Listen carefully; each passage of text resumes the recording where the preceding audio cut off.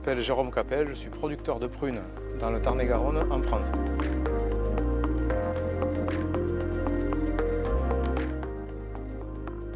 Aujourd'hui, je travaille encore avec mon père qui n'est pas encore à la retraite, puisque je suis la 4e génération de producteurs sur cette exploitation agricole. C'est important pour nous d'avoir une transmission, de pouvoir travailler ensemble pendant plusieurs années, puisque ça reste un métier qui est très technique. L'arboriculture fruitière, c'est certes un métier de passion, mais au-delà de ça, il y a énormément de techniques et de maîtrise et de savoir-faire.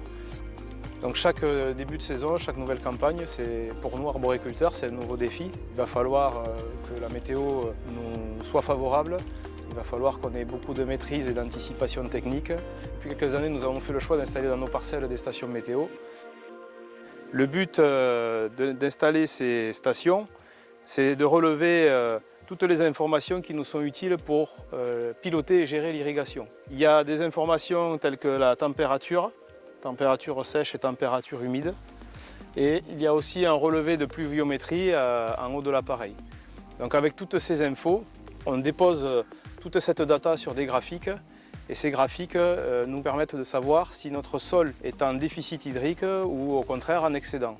C'est ce qui nous aide à prendre la décision d'allumer ou d'éteindre l'irrigation dans nos vergers.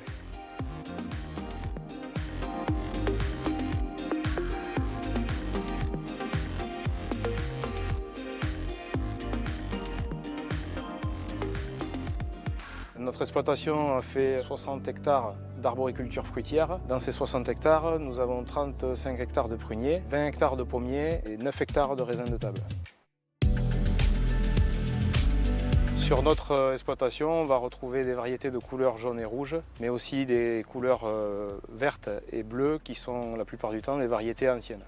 Donc une saison de prunes débute à la fin de l'hiver. La première opération dans le verger, c'est la taille. Ensuite, la floraison arrive début et milieu de printemps. Si l'étape de la pollinisation a bien fonctionné, nous allons intervenir de mai à juin pour l'éclaircissage.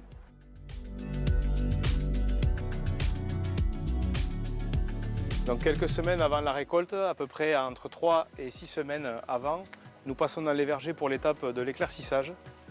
L'éclaircissage, ça consiste à décharger les branches qui ont trop de fruits, des fruits les plus petits. La branche va pouvoir nourrir chacun des fruits restants de façon à ce qu'ils obtiennent un calibre suffisant et aussi des bonnes qualités gustatives. Un arbre trop chargé, il s'épuiserait rapidement et on aurait des fruits sans sucre.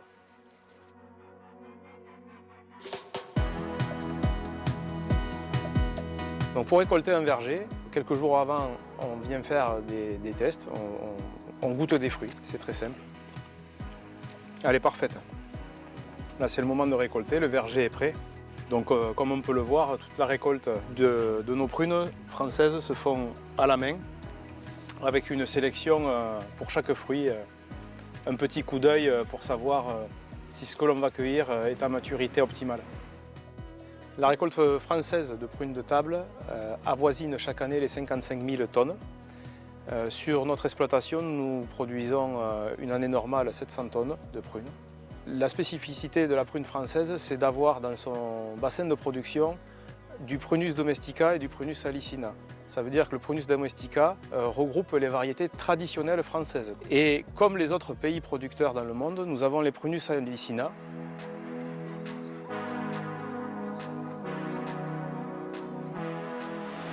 Donc c'est ici que l'on stocke les prunes après la récolte. Par exemple, ce que l'on a vu au champ tout à l'heure, elles sont stockées à une température inférieure à 1 degré. Et avec cette température, on peut maintenir toute la qualité du fruit jusqu'au moment où on va préparer des commandes qui iront quelque part dans des magasins en France ou à l'étranger.